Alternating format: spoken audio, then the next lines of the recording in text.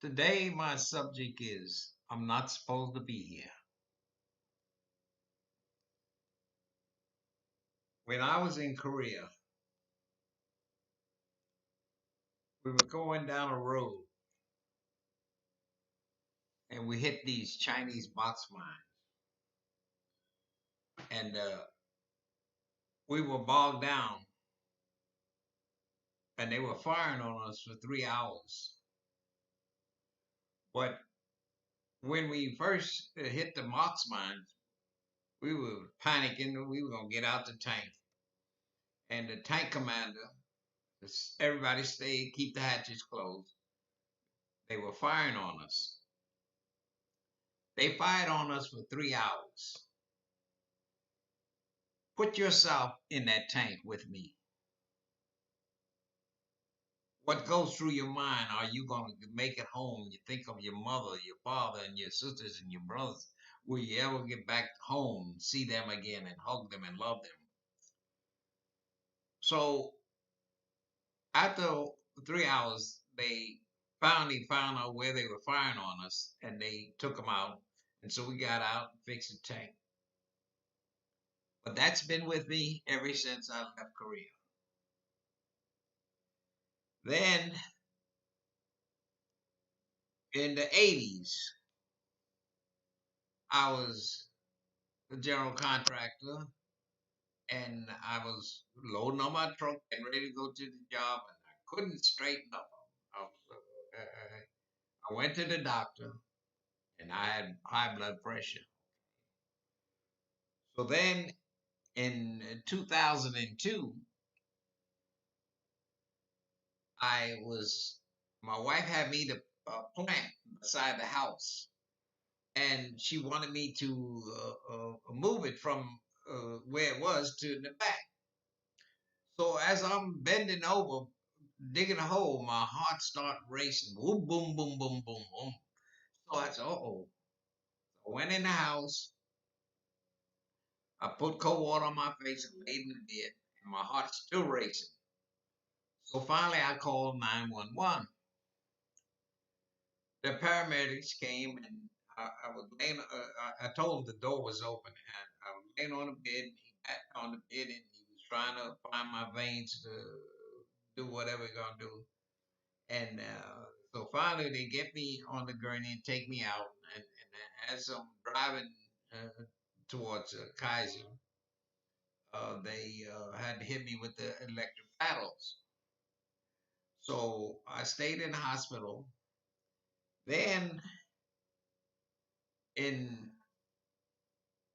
in 2010, I was doing an electric job in Beverly Hills, and I'm in trouble. So I told the youngster that I was working with me, we throw everything in the truck, let's go. And we went out in the sunset instead of going right towards Vermont and Sunset. I went towards the valley. So when I realized I was going the wrong way, I told the youngster to drive. So he's timid. He's not really worried like I'm worried. But anyway, we get about maybe a mile from the Kaiser on Sunset, and I'm kind of blacked out. Then as we pulled in the emergency, I said, "Let me out here in emergency. You go and park car, do whatever you're gonna do." So as I walk in there, they hit me with the paddle again, and they put me up in the hospital. So I gave me, I stopped doing things because my wife was afraid something happened anyway. But that's why I'm started out with saying I'm not supposed to be. Now, I woke up this morning and I was watching a movie. I'm gonna be honest with you. I'm a very emotional person, and Cecily Tyson and they were and, Queen Latifah. It was a movie about down south or whatnot.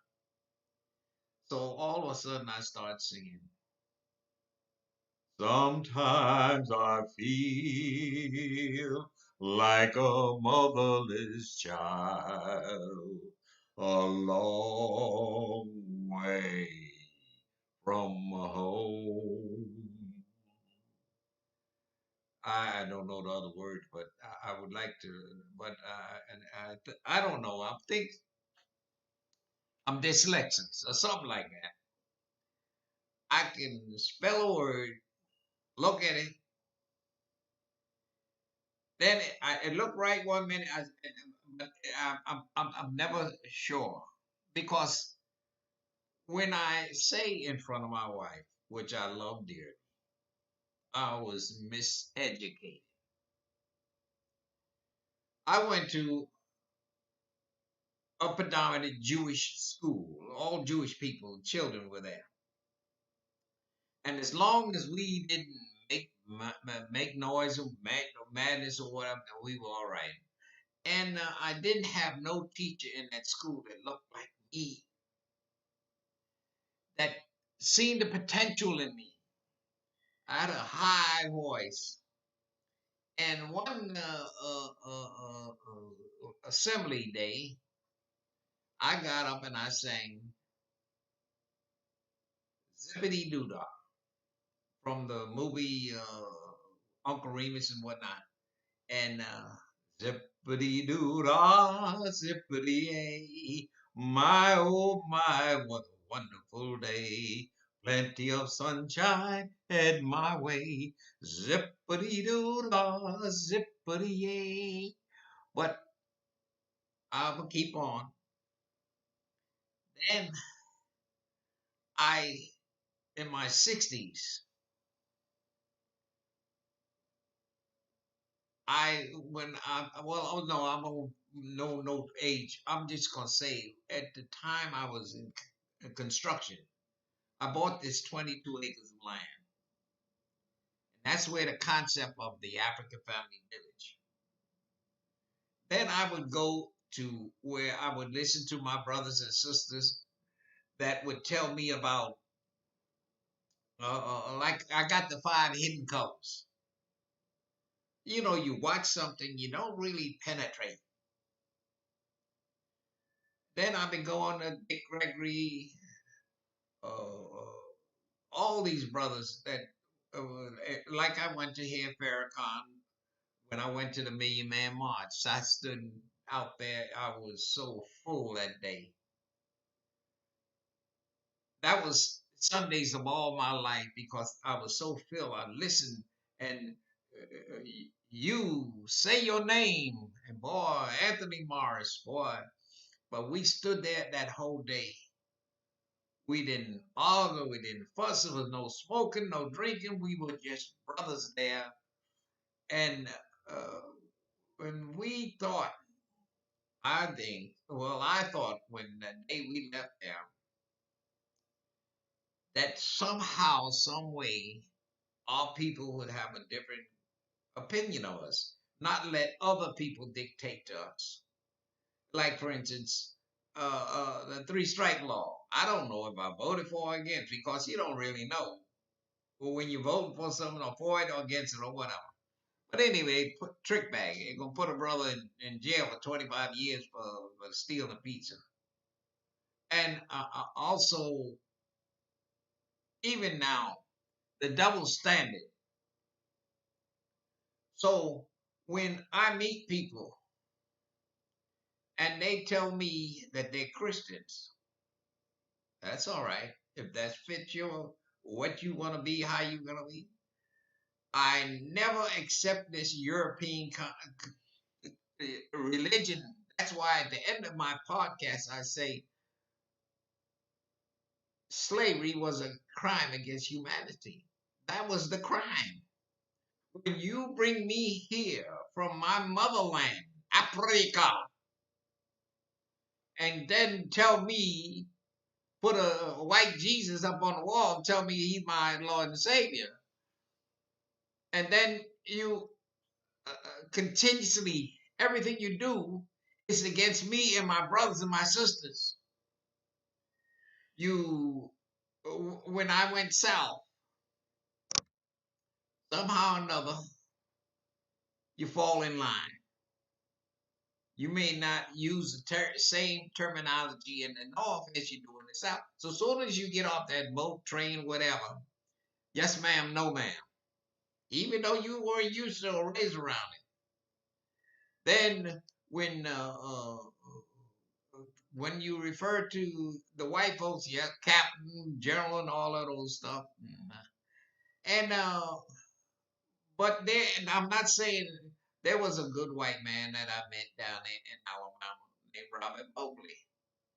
And every time I would go down there and eat, I'm not a scratching my head on my butt where it don't itch when I'm around white folks. I talk just like I talk to everybody. I don't have a different code or different idea or different way to speak or whatever. And he says, "Boy, I'm a grown man now." He says, "What kind of work you do in California?" And at that particular time, I was an electrician. And he said, "Oh, there's an old boy down there that went to school with your wife. Need an electrician right now." So I went over there to the brother, and what he was doing was putting bricks around his house. So he needed that electric panel extended out. So I went and disconnected it and secure, fix it. So when he put the bricks behind it, then we could secure it to the bricks. And these things, and I mentioned all these things whenever on my podcast. I didn't finish high school. I came to California, and when I tried to, I went to take a test, I couldn't pass it because I had nobody to help me in learning. So I went, got my contracting license. I studied the test. Then I wasn't perfect, but I was also honest. And I had people, like for instance, I did a job for a lady, and she was shacking with some guy, and they played me, and they got me, and whatever. And then they take me into court so they don't have to pay me. And the judge went along with it, took my pocket. I didn't get angry. I didn't go back and shoot her, tear the house down, because I know if I do, they're gonna put me in jail. I'll be a fool to be put in jail because I know what they did about us in slavery. Like for instance, when in slavery time, if two or three of us was on the corner standing, boy, we're in trouble. Because I don't know what it is, but the white folks feel like we were plotting against them. But we are a great people. We don't plot to do things against white folks. What happened in Watts when they had the riots? I was working at the post office, and driving down Alameda, and so far, and then I got on over on the other side too, and the vigilantes over there said, "Nigga, get your ass back and go." So I went home, sat in front of my TV, called the post office, said, "I can't come to work." So I was off for 3 days with pay, and but to keep on with the story. So now, in my golden years, I use an expression on my podcast. I need your time, your talent, and your resources. Because I'm not saying which one, I know which one I'm trying to. When I meet my brothers and sisters, when I made this studio out here in my garage, I wanted to do something the rest of my life. So, but this virus came along, and that kind of put a stamp on what I wanted to do. But what I wanted to do was to put youngsters that need help with seniors that needed help, and then we would have a win-win situation. But we got to remember how the slave master did us in slavery to divide us. Even when they gave us their religion, they had an overseer in the church making sure we didn't plot against the slave master. I'm only being honest. And if you're supposed to be a Christian, I have no problem. But live what you were taught. So they put in the back of the Gutenberg Bible, which was their Bible, because they wrote it. Who writes the book is the controller. And he put there in the woolly head to kind of make us feel good in Revelation, whatever. Okay, I said it and I meant it. And I have nothing against no religion. Even my father was a Mohammedan. I love my father, but I didn't accept his religion because his religion, the Arabs came into Africa. Then they were slave masters too. But then I started watching on YouTube. I started watching about Africa. You know how you go to church on Sunday and you see all your brothers and sisters around you, you feel good because that pastor's up there talking, but most of them always leading in their family. So, but I'm from the family of the universe, from Africa. And so I started listening. There is a brother the other day, Mother's Day, PLO Lumumba. That brother, I tell you, he's got all kind of credentials. I wouldn't care if he didn't have a credential. I wouldn't care if he was a janitor, but he's telling it like it is. And he was talking about from South Africa. When Ghana got their independence, what I think about independence, those people that took that land came and they got lots of land for themselves.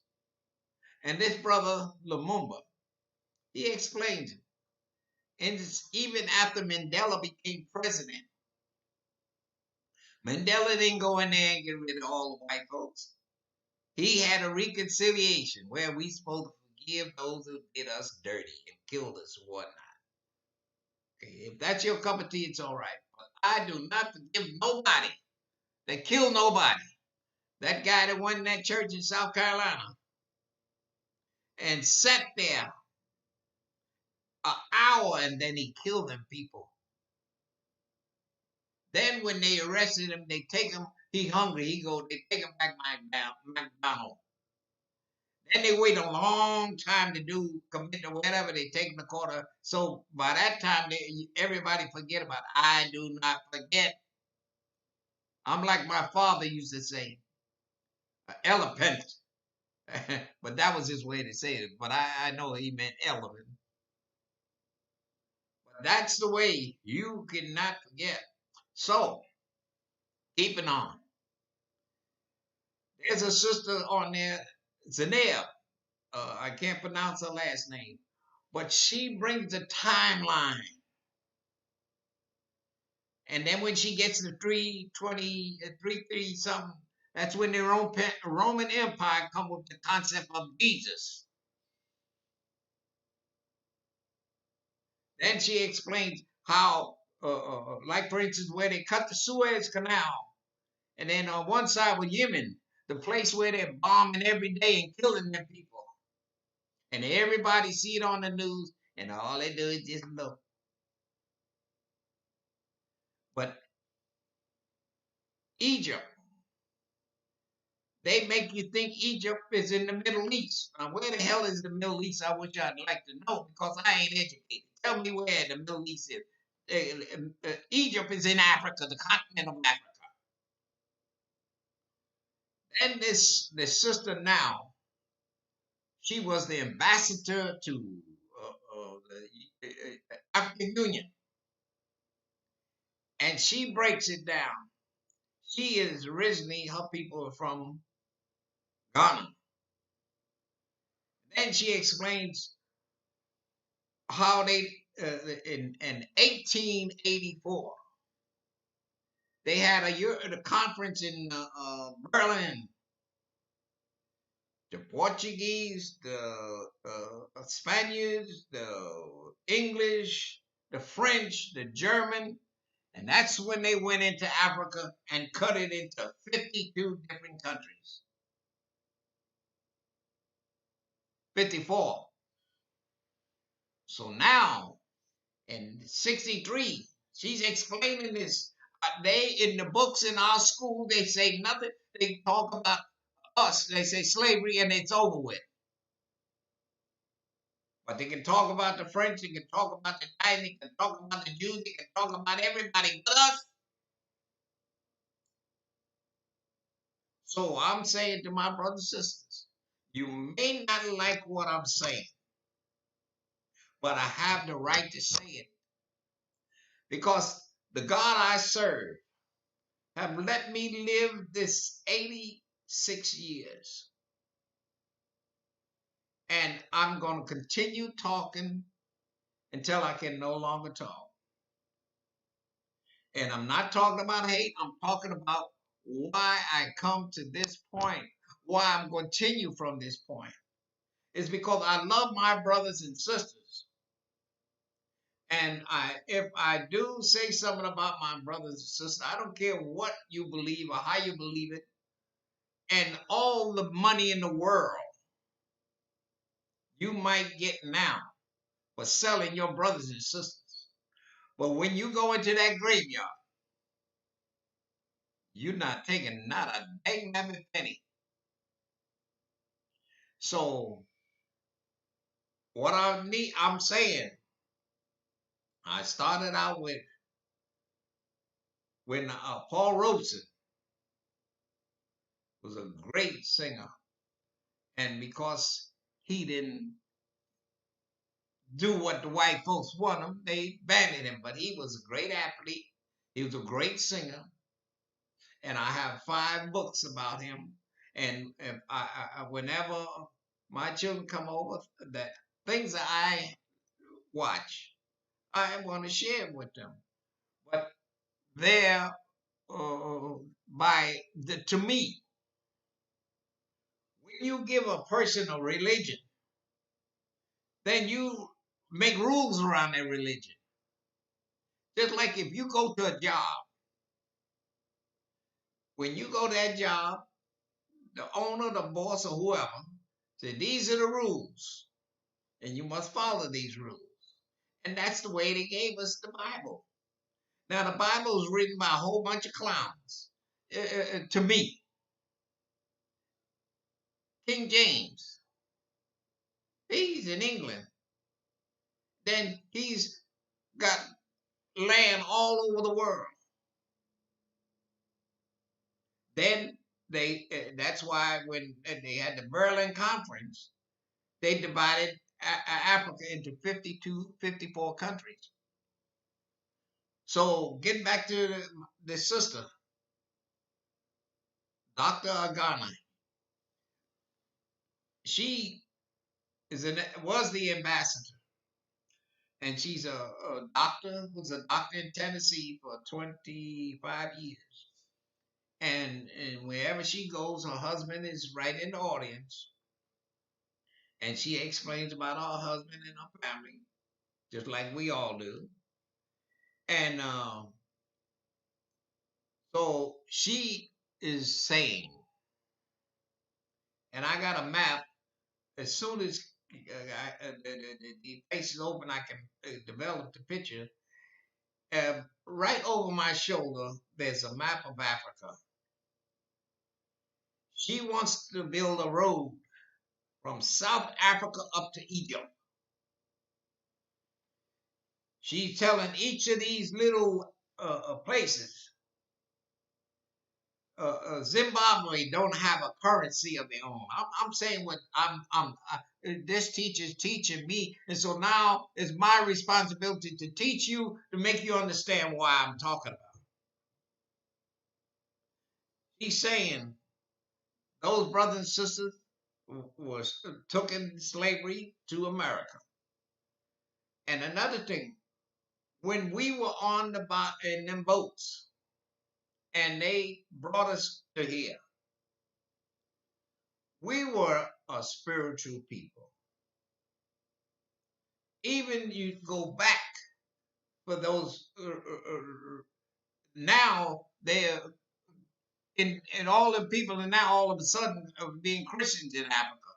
I was watching this place. This guy, him and his buddy, they had 4 churches, and they had a big barrel, and everybody putting money in it, and they smiling. They got nice cars and suits and everything, and then people living from pillar to post, giving their dollars. Then she's saying they're going to make Africa one country. No Ghana. I mean, if Ghana, say Ghana. Botswana, Tanzania, all the places they are. The currency, all them have different currencies, but they ain't worth 2 cents in anywhere but there. So she's saying make one bank controlled by Africa for Africans, and no longer the Europeans come in there and steal in the gold and diamonds and everything. And you listen to on. That's why I'd recommend anybody think I'm lying. Check out this sister and all these people that show in Africa. Sure, some of it you won't like to see, but that's a lifestyle. Each one has cattle. They grow their food. And she says they make chocolate. They send the raw chocolate to Europe, and the Europeans send it back to cocoa and candy. The cocoa butter. They send chunks of cocoa butter, shea butter, to Europe, and they send it back in the bars.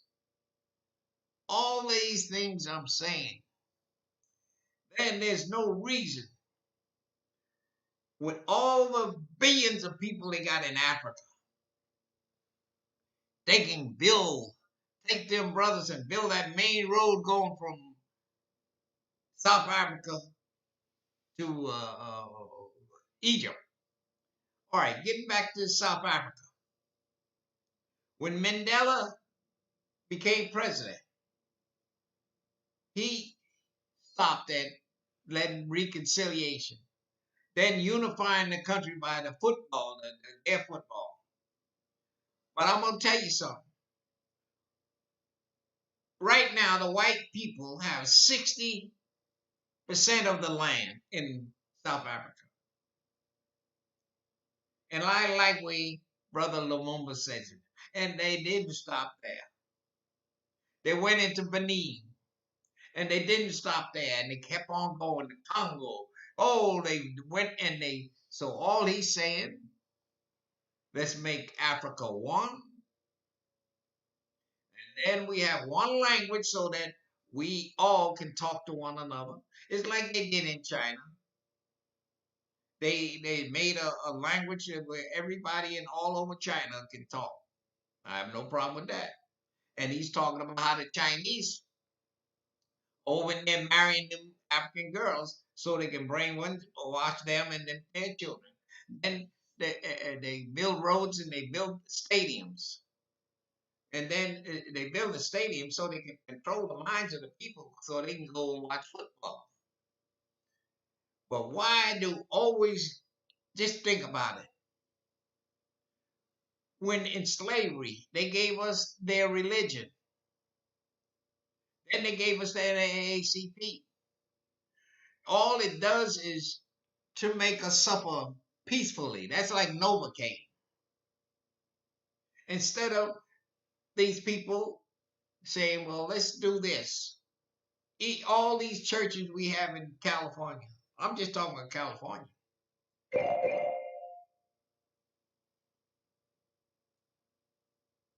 Anyway, I'm talking about in California.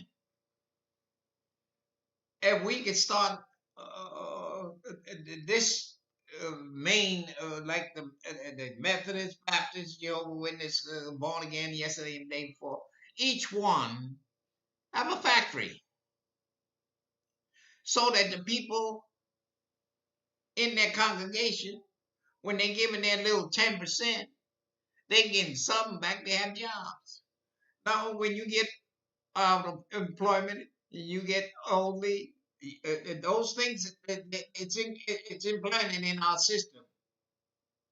But also, if I've been giving you my money for 30 years, and I come to you and I say I need help, and you're gonna tell me go to the slave master to help, then there's something wrong with this picture. And all these things we buy a whole lot of things that don't mean nothing. And but all we got to do is care and share and love one another. So I'm putting the word out. I need help. I need help on the computer. I need help on these cameras. I got 3 cameras here. The one behind me. I got one I can walk around. I need help. And that's why I talk to seniors. So if you have a niece, nephew, grandchild, whatever, you sponsoring that child into helping the African Family Village. That way we can kind of halfway hold them accountable. Not come and get what I get for me and the hell with you. See? Just like the slave master. I had never been able to borrow from a bank, but I've been able to borrow from some finance company because they're paying triple double everything. So that's what I'm talking about. So I said it and I meant it. Let's, and then even by me saying what I said about Africa, I'm not going to Africa, but Africa's in me. I don't need to go to Africa. It's in me. And I know my brothers and sisters. The other day, the young lady was singing an African song, and everybody stood up and everybody knew the words. Oh, it made me feel so good.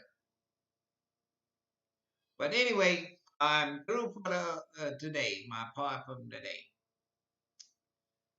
But remember, my conversation is just because slavery was supposed to be 400 years ago, it's still going on.